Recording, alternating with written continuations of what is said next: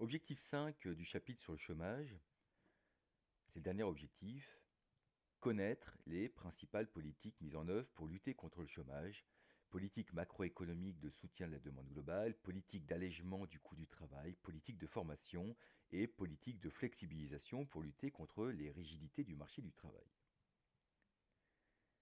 Il y a donc deux composantes au chômage, une composante conjoncturelle et une composante structurelle. En ce qui concerne le chômage conjoncturel, il est lié aux fluctuations de l'activité économique. Donc il faut essayer de contrer ces fluctuations économiques. Les entreprises licencient parce qu'elles n'ont pas assez de commandes. La demande globale en produits du pays est trop faible. Or, cette demande globale peut être décomposée en trois.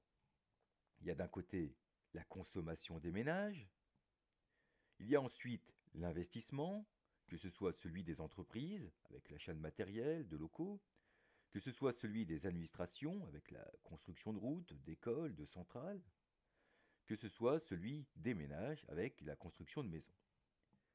Et dernière composante de cette demande globale, les exportations, c'est-à-dire ce que l'on vend à l'étranger.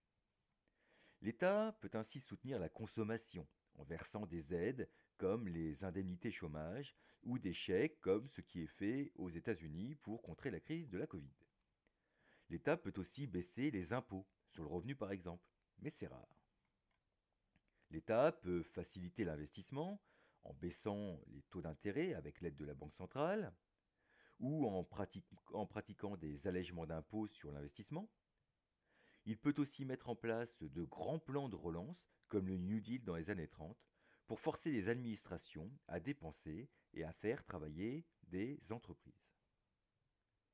Enfin, l'État peut chercher à baisser le coût du travail pour rendre les entreprises plus compétitives et donc favoriser des exportations.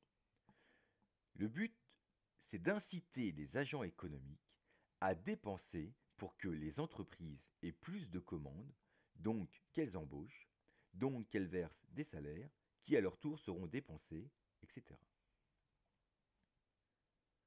En ce qui concerne la baisse du coût du travail, l'objectif est de lutter à la fois contre un chômage conjoncturel, en boostant les exportations, et un chômage structurel lié à un coût du travail qui serait trop important par rapport à ce que rapporteraient les travailleurs français. En baissant le coût du travail, l'État inciterait plus d'entreprises à embaucher, puisque les travailleurs coûteraient moins cher et, entre guillemets, entreraient plus facilement dans leur budget.